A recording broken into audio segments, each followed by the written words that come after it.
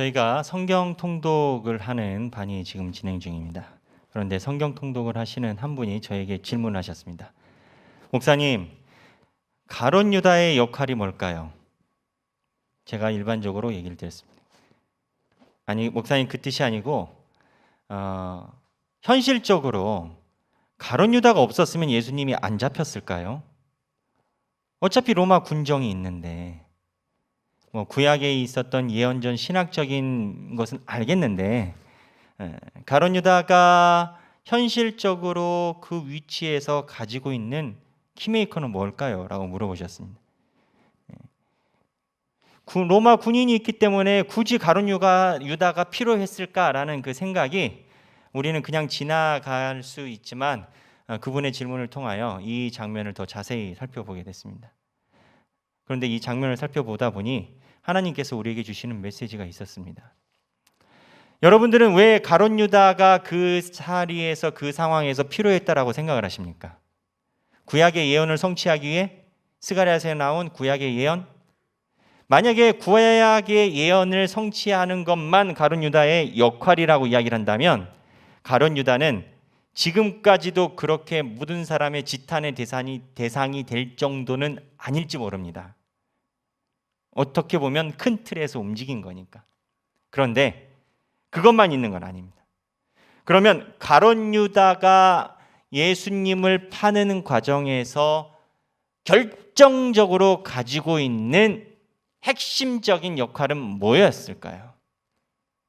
현실적으로. 결론부터 이야기를 드리면 스파이 역할, 정보 제공의 역할입니다. 왜 스파이의 가룟 유다의 역할이 필요했냐? 이게 전반적인 그림을 보면 가룟 유다가 보이는 게 아니고 가룟 유다 뒤에 있는 사탄이 보입니다. 예수님이 잡히시고 나서 돌아가실 때까지, 십자가에 처형되실 때까지 채 3일이 걸리지 않았습니다. 여러분, 지금도 그렇습니다만 사형재판이 채 3일도 걸리지 않는 사형재판은 드뭅니다. 예수님이 이렇게 십자가에 신속하게 돌아가신 배경에는 잘 짜여진 각본이 있었습니다.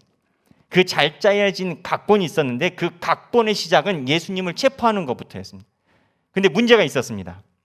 예수님이 예루살렘에 들어올 때 예수님을 지지하는 사람들이 제법 많았습니다. 호산나 다윗의 자손이여 라고 외치는 사람이 제법 많았습니다.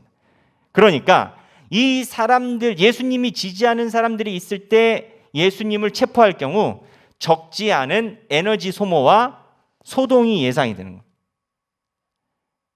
그러면 예수님을 잡으려면 예수님을 지지하는 서민들이 잠자고 있는 저녁 시간에 예수님을 잡아야 됩니다.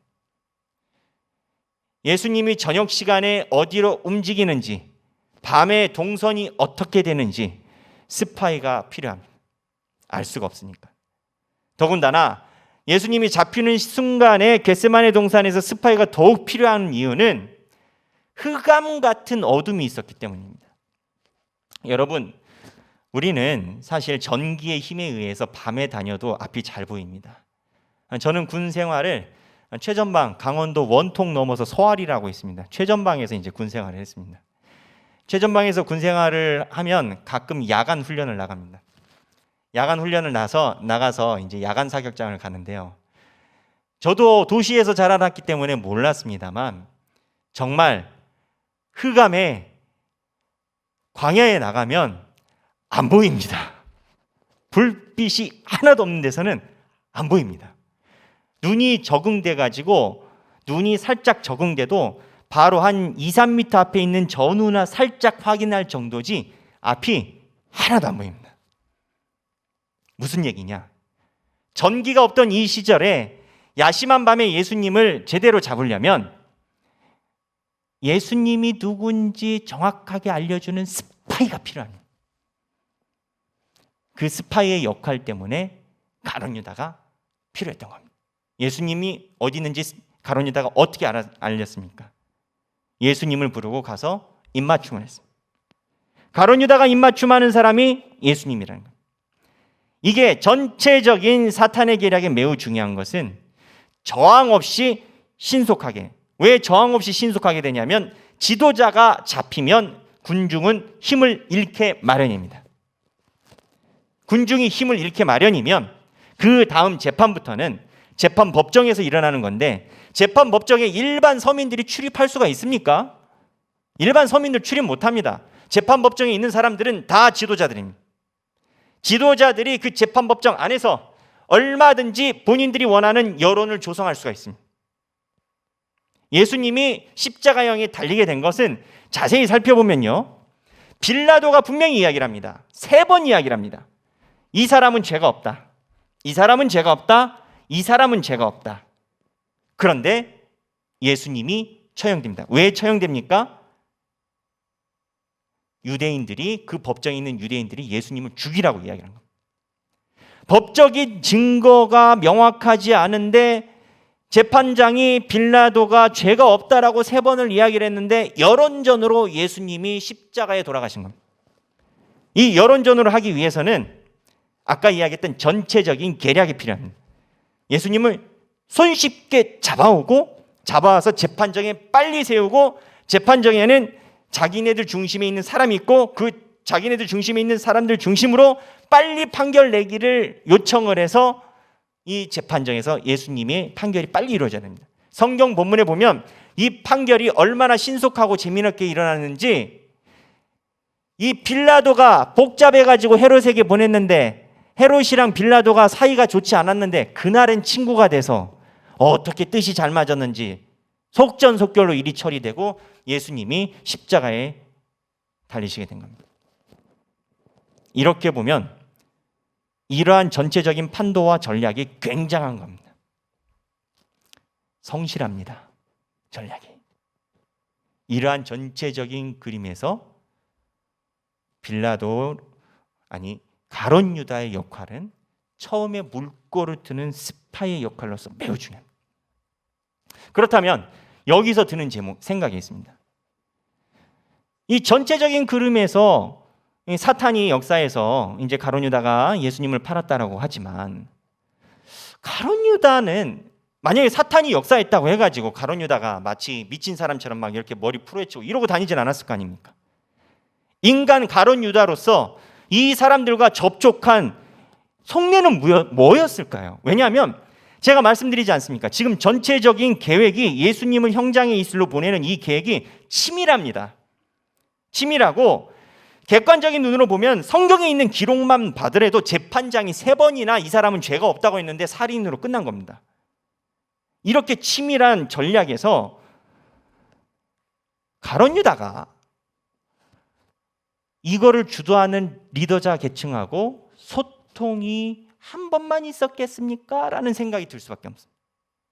그러면 가룟 유다가 자기 선생님을 파는 행동에 대해서 여러 번 접촉을 하고 동선을 체크하고 자기가 보내는 신호에 대해서 확인을 하고 내가 신호를 누구한테 보낼지 확인하고 이런 거 다 하지 않겠습니까? 우리가 옛날에 미군이 오사마 빌라덴을 잡는다 하면은 단순히 군대가 투입되는 거 아니지 않습니까? 작전 계획에 따라서 딱 맞춰가지고 이렇게 들어가지 않습니까? 그런 식으로 들어오는 겁니다. 그러면 가룟 유다 입장에서 이렇게 자기 스승을 팔려고 하는 사람들과 수차례 접촉을 할 때 일말 양심의 가책이 없냐 이거. 없죠, 지금은. 근데 중요한 건 왜 없냐 이겁니다. 여러분은 왜 없다고 생각하십니까? 제가 부임하자마자 가룟 유다가 처음에 자기가 예수님을 파는 행동을 국가적인 애국심으로 봤을 가능성이 매우 높다라고 한번 설교를 한 적이 있습니다. 맞습니다. 그거는 대명분입니다. 근데 제가 지금 이야기 드리는 것은 대의명분이 아니라 가룟 유다 마음에 있는 심중인 겁니다. 성경에 가룟 유다가 예수님을 팔려고 결심했을 수밖에 없는 아주 묘한 사건이 하나 등장합니다.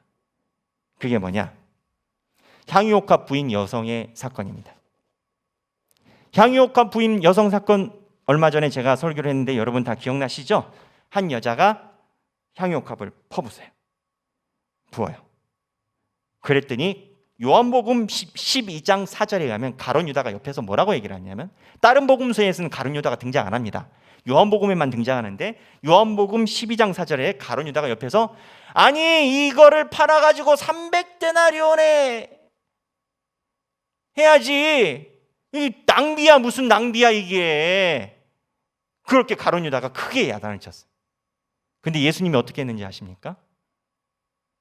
이 여자 한 행동이 옳다라고 예수님이 얘기를 했어요. 이게 어떤 구도냐면, 가룟 유다는 돈깨를 맡고 있는 자로서 예수님을 돕는다고 소신 발언을 했는데 공개석상에서 면박 준 겁니다. 누가? 예수님이. 가룟 유다가 예수님이 이야기를 했어요. 이 여자는 나를 위해서 준비를 했다고.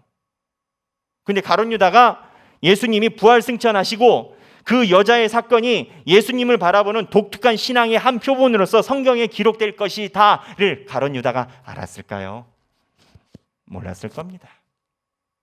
그럼 모르면 가룟 유다는 공개석상에서 자기가 섬기는 죽은 예수님이 자기는 돈을 맡았을 뿐인데 이런 식으로 하지 말라고 이야기를 했는데 면박을 줬다 생각해 보십시오. 가룟 유다 마음이 어떻게 되겠습니까? 아, 행복하다. 나 오늘 선생님한테 혼났네. 그럴까요? 그냥 간단히 우리 표현으로 이렇게 꼬부러지기 마련입니다. 근데 가룟 유다가 예수님에 대해서 이렇게 마음이 상하는 기저에는 뭐가 있을까요? 사탄이 있는데 사탄이 무엇을 가룟 유다로 역동시켰을까요? 이걸 아는 것은 쉽습니다. 사탄이 가룟 유다 안에 있는 인정받지 못한다는 그 마음을 긁어낸 겁니다. 가룟 유다가 이때 한번 예수님께 혼나고 나서 실제적으로 예수님을 팔려고 할 때 예수님이 나와 함께 이곳에 손 닿는 자가 나를 판다고 그랬습니다. 가룟 유다 잡고 차라리 태어나지 않았으면 좋겠다라고 합니다. 가룟 유다가 2번 면박당하고 나가버립니다. 근데 이게 사탄의 도구입니다. 왜 사탄의 도구인지 아십니까? 성경에 보면 사탄이 예수님과 대적할 때 광야에서 크게 사용했던 무기가 3가지가 있습니다. 생각해 보십시오. 감히 내가 사탄이라고 합시다. 기분 나쁘지만 아주 적수인 예수님을 만났습니다. 예수님을 만나면 여러분, 상대가 세면 큰 칼 빼겠습니까? 작은 칼 빼겠습니까? 큰 칼을 빼죠. 그때 사탄이 꺼낸 큰 칼이 3가지가 있습니다. 떡뒤절. 우리는 이렇게 외우는데요, 신학생들은 떡 만들어라, 성전에서 뛰어내려라, 절해라. 이 3가지가 사탄이 가지고 있는 강한 무기입니다. 근데 이 중에서 뛰어내려라, 이게 네가 과연 네 주변 사람들한테 인정을 받고 있느냐라는 그 메시지를 갖고 있는 겁니다. 성경 한번 보겠습니다. 마태복음 4장 6절입니다.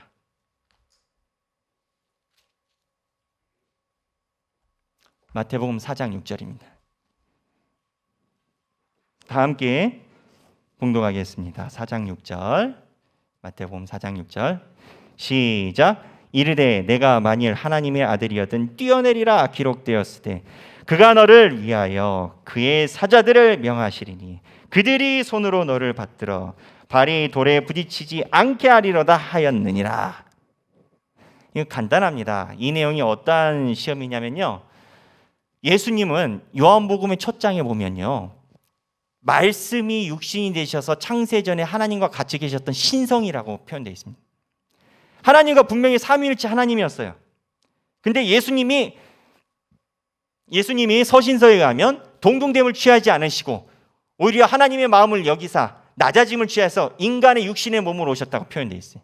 그러니까 하나님과 같은 보좌에 있었던 분인데, 3분 중에 한 분인데 예수님이 어려운 일을 감당하려고 이 땅에 온 거예요. 일단 떨어졌잖아요. 사탄 입장에서는 그런 거예요. 야, 예수 너 먼데 왔네. 근데 너 여기 오면 인정받냐? 뛰어내리면 저기서 있을 때처럼 천군 천사들이 와? 그리고 저기 있을 때처럼 하나님이 너의 위치를 동등하게 여겨줘가지고 네가 뛰어내리면 하나님이 너에게 천사를 보낼까? 예수님으로 하여금 하나님한테 인정받는지를 시험해보게 만드는 거예요. 나랑 이야기를 했던 하나님을 예수님으로 하여금 너가 하나님이랑 이야기하고 왔지? 뛰어내려봐봐. 하나님이 마음이 변했는지 안 변했는지.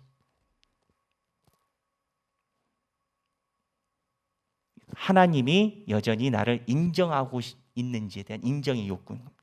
이게 사탄이 가지고 있는 세 가지 무기 중에 하나인 겁니다. 그런데 가룟 유다가 사탄이 들어가는 정황이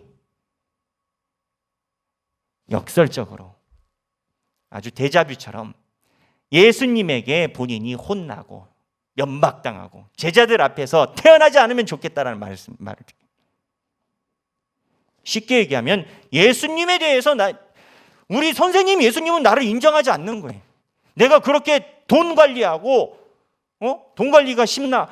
이 고생을 다 했는데 예수님이 아무한테도 돈 맡겼겠어요? 똑똑한 사람한테 맡겼겠지. 아마 제자들 중에서 제일 똑똑했을 수도 있습니다. 돈을 맡겼으니까. 내가 이렇게 했는데 나를 인정해 주잖아요. 누가? 예수님이. 그게 역동의 시작이 돼서 가룟 유다가 예수님에 대해서 정보를 알려주기 시작하니까 예수님은 나를 인정 안 하는데 대제사장과 서기관들은 나를 너무 인정해 줘. 대제사장과 서기관은 가룟 유다를 통해서 정보를 얻어야 되니까 가룟 유다가 이야기해 줄 때 가룟 유다로 여기서 인정받지 못하는 것이 저기서 인정받을. 이게 사탄이 가지고 있는 무기 중에 하나. 예수님을 사랑하는 것 이전에 인정에 대한 욕구가 가해질 때 예수님에 대한 사랑은 뒤로 가고 인정에 대한 욕구를 채워가는 그것이 맞다라고 하는 사탄의 걸림줄에 가룟 유다가 걸린 거예요. 근데 이 묵상을 하면서 저는요, 남 얘기 같지 않다. 내 얘기 같다. 예수님을 사랑하느냐, 인정을 받기를 원하느냐. 가룟 유다에게만 있는 전략은 아닙니다. 마귀 입장에서는 지금 가룟 유다에게 예수님에게 펼쳤던 세 가지 테크닉 중에 한 가지를 쓴 겁니다. 이 한 가지 테크닉을 쓴 이유는 아까 이야기했던 신속하게 자기 계산으로 딱 예수님 십자가에 달리게 하는 판을 크게 짠 겁니다. 근데 마귀가 이것만 있는 게 아니에요. 여러분 솔직히 얘기하면 가룟 유다만 예수님 배반했습니까? 예수님 배반한 분 또 계시죠? 누굴까요? 베드로. 베드로는 마가복음 14장 71절에 의하면 예수님의 이름을 저주했습니다. 근데 베드로는 가룟 유다랑 달라요. 예수님의 이름을 저주했는데 재밌는 게 뭔지 아세요? 베드로도 가룟 유다처럼 예수님한테 서운하려면 서운할 사건이 제법 많았어요. 첫 번째, 베드로가 그랬어요. 예수님이 물어봤어요. 너희 나를 누구라 하느냐? 그랬더니 베드로가 손 들고 얘기했어요. 주는 그리스도시요 살아계신 하나님의 아들이시냐? 그랬더니 예수님이 뭐라고 하셨어요? 아이고, 네 이름 위에 내가 교회를 세울 것이다. 착하다 베드로야. 그랬단 말이에요. 그런데 예수님이 나 이제 올라가서 좀 고생할 거야. 죽을 거야 했더니 베드로가 그러지 마시라고. 그랬더니 예수님이 뭐라고 했어요? 사탄아, 뒤로 물러나라고 했어요. 예수님의 제자 중에 사탄이란 소리 들으신 분은 베드로 이 한 분이십니다. 여러분은 그 현장에서 담임 목사가 이런 표현을 썼다면 담임 목사에게 서운하시겠습니까? 서운하지 않겠습니까? 베드로는 100% 서운할 수 있습니다. 이뿐만이 아닙니다. 아까 얘기했죠. 가룟 유다가 마지막에 나랑 손에 넣는 사람이 나를 배반할 것이다. 그 사람은 태어나지 않은 것도 좋겠다라고 예수님이 이야기해서 가룟 유다가 나갔단 말이에요. 근데 겟세마네 동산에 올라와가지고 그 일이 방금 시간으로 따지면 1시간 전? 방금 전 일인데 겟세마네 동산에 올라가서 베드로한테 그래요.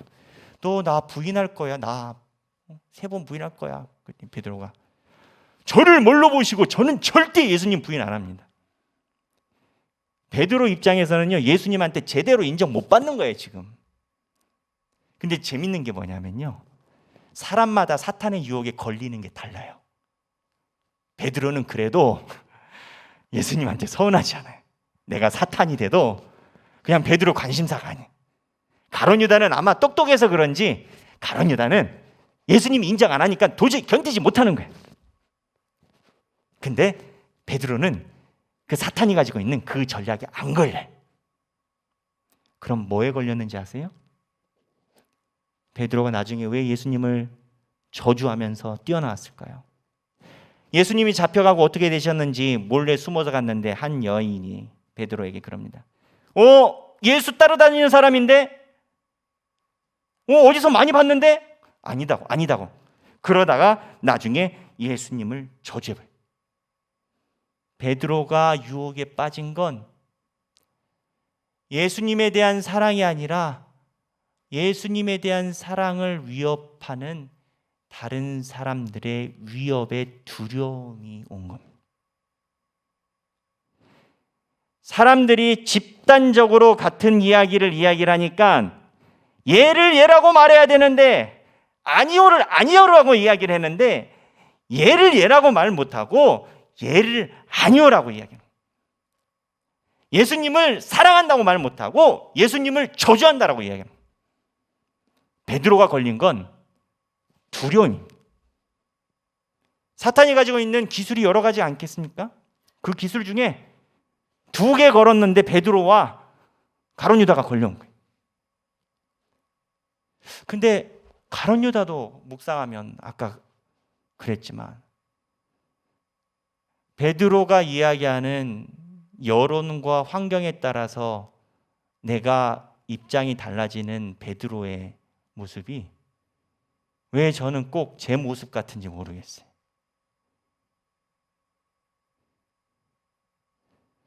이렇게 따지면 사탄이 가지고 있는 테크닉은 성경에서 끝난 게 아니라 지금도 살아 역사하는지도 몰라요. 그런데 우리에게 희망은 사탄이 굉장히 열심히 합니다. 종국적으로는 이 사람들이 다 하나님께 돌아오고 예수님의 제자가 됩니다. 십자가를 보고. 우리가 집중해야 되는 첫 번째 중요한 포인트는 사탄은 굉장히 부지런한데 전략도 잘 짜고 할 것도 하고 스케줄도 잘 만들고 했는데 나중에는 이 사람들이 썼던 사람들이 다 죄책감을 느껴서 예수 그리스도 십자가 밑에 눈물을 흘리고 회개하고 의인이 돼버려요. 사탄 입장에서는 죽 쏘서 남 죽네. 쟤네들 다 시험 들게 해서 내 밑에 있는데 하나님이 장기로 보면 고수여서 가만히 놔뒀다가 싸그리 몽땅 죄인 됐을 때 십자가 한번 보여주고 회개하자 이리와 해서 다 눈물을 흘려서 다 데려온 거예요. 로마서에서 이러한 각도로 신학을 이야기를 합니다. 그런데 여러분 이 얘기할 때 뭐 하나 빠진 것 같지 않습니까? 가룟 유다는 어떻게 됐나요? 가룟 유다는 십자가가 들어지기 전에 본인이 자살했어요. 그러면 당연히 이런 이야기가 나와야 됩니다. 목사님, 하나님의 십자가가 나와서 모든 사람이 다 주님의 회개하고 제자가 됐다는데 가룟 유다는 어떻게 봐야 될까요? 여러분은 가룟 유다를 어떻게 이해하십니까? 가룟 유다와 베드로의 차이가 있습니다. 결론부터 이야기하면 가룟 유다는 자기가 예수님을 배신했다라는 그 고통감을 이기지 못해서 지나치고 치워버리고 무시하고 딴 데다 전가하고 딴 데다 핑계하고 본인의 힘으로 본인 마음에 오는 양심의 고통을 자기 손으로 다루면서 하려고 했어요. 그러니까 결자회지한 겁니다. 내가 성전에 던졌는데 성전의 사람들이 안 받고 나한테 다시 돈이 돌아오니까 목매달아 죽어버립니다. 이 가룟 유다의 행위에는 자기의 죄성에 당면했을 때 하나님은 없습니다. 근데 베드로는 달라요. 베드로를 보면 이해가 돼요. 베드로는 뭐가 다르냐?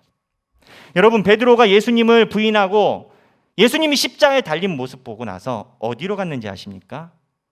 다시 갈릴리 바다로 갑니다. 요한복음 21장에 보면 디베랴 호수 갈릴리 바다로 다시 가는데 그 호수 지역이 어딘지 아십니까? 베드로가 처음 예수님을 만난대요. 베드로가 고기를 잡으려고 배를 띄워요. 예수님과 같이 앉았던 내 배를 다시 꺼내서 바다에 띄워요. 그리고 예수님과 만났던 고기잡이를 시작을 해요. 여러분, 베드로 입장에서 이게 쉬웠을까요? 내가 예수님을 향한 상처가 있어요. 예수님한테 상처를 받은 상처가 아니라 내가 예수님을 배신했다는 상처가 있는 거예요. 근데 내가 예수님을 배신했던 그 상처인데 그 상처의 자리에 지워버리고 잊어버리고 없는 것처럼 얘기하고 하는 게 인간의 본성이. 근데 베드로는 예수님이 자꾸 연상되는, 내가 배신자라고 연상이 되는 예수님을 처음 만났던 그 바닷가에 예수님을 만났던 그 배를 띄우고 있는 거예요. 베드로 마음은 어땠을까요? 여러분 같았으면 어땠을 것 같아요? 저 같으면 다른 동네는 산으로 가면 산으로 갔지 예수님이 연상되는 자리는 안 갔을 거예요. 내가 예수님 배신했으니까. 배신당한 사람만 상처가 있겠어요? 상대방의 뺨을 때리면 뺨을 때린 사람도 손에 통증이 있듯이 예수님을 배신한 베드로도 상처가 있어요. 근데 그 베드로가 본인의 상처가 흠칫 살아나는 예수님 처음 만났던 거기 가서 배를 띄우고 있는. 왜? 상처가 있는데 그 상처 밑에는 예수님에 대한 사랑이 있으니까. 상처가 있는데 예수님에 대한 사랑이 없는 것은 아니기 때문에 예수님 안에서 내가 당신을 배신했다는 이 고통을 다루고 싶어서. 이거 고통입니다. 내가 죄인인데, 내가 가해자인데 나한테 얻어맞은 사람의 현장에 가서 있는 것은 가해자 입장에서는 내가 아무리 다 인정한다 해도 나한테 고통이.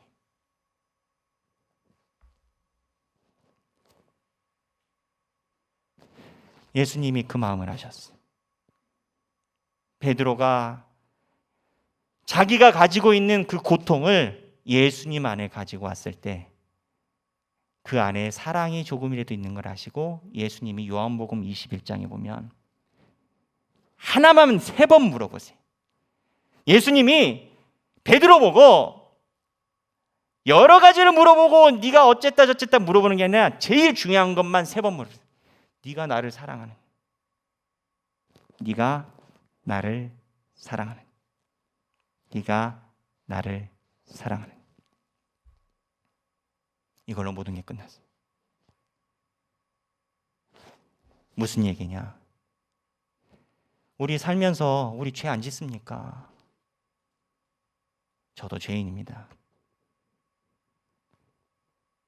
근데 죄의 특성이 뭔지 아십니까? 죄를 지면 희한하게 기도가 안 돼요. 교회 안 다니는 사람들은 착한 사람 되고 교회 오겠대요. 근데 다르게 생각하면 사탄은 언제든 치밀해요. 끈기 있어요. 우리는 왜 그 힘든 순간에 다시 돌아가면 안 되는데요? 우리는 왜 오뚜기처럼 넘어졌다 일어나면 안 되는데? 우리가 예수님께 미안한 마음, 예수님의 신앙인으로서 살지 못했다는 거, 예수님을 배신했다는 거, 배신이 별겁니까? 나를 사랑하는 사람과 약속했다는 것을 깨는 것이 배신이지. 예수님의 제자로 살기로 했는데 여론이 나에게 엄습하니까 두려움이 와서 예수님을 저주를 하고 인정받고 싶어가지고 나도 모르게 인정의 욕구가 사랑보다 도드라진 게 그게 배신이지. 그런데 이러한 것을 하나님을 향해, 예수님을 향해 가지고 있을 때 그거를 가져본 사람은 압니다. 예수님 보기가 참 아파요. 그러나 아픈데도 불구하고 내가 가지고 있는 상처를 예수님 앞에 내놓는 자는 그게 본인에게는 고통이지만 그 아픔의 고통 속에 하나님이 사랑하시는 걸 분명히 보게 됩니다. 가룟 유다는 본인이 아파요. 그런데 예수님한테 안 가지고 왔어요. 베드로는 아픈데, 예수님을 만났던 그 장소에 가면 더 아픈데 더 아픈 그 장소로 들어갑니다. 이게 가룟 유다와 베드로의 차이. 여러분은 어느 쪽에 더욱더 가까우십니까? 어느 쪽에 있는 거 중요하지 않습니다. 다 주님 앞에 고통을 가지고 주님과 만나야 됩니다. 그렇게 되면 그 고통 가운데 계신 하나님의 사랑을 보게 될 겁니다. 완벽한 사람 아무도 없고 완벽할 수도 없고 완벽하지 않기 때문에 주님이 언제나 우리와 함께 계시는 겁니다. 모두 베드로처럼, 혹 내가 인생에 예수님에게 육두문자를 쓰는 정도의 준하는 배신을 했다 하더라도, 또는 내 주변에 있는 사랑하는 사람에게 배신을 했다 하더라도 내가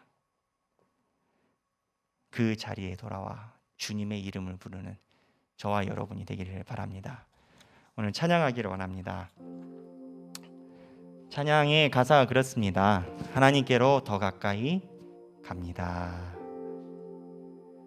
고통 가운데 계신 주님, 변함없는 주님의 사랑, 영원히 주님만을 섬기리. 이 찬양입니다. 함께 찬양하기로 합니다.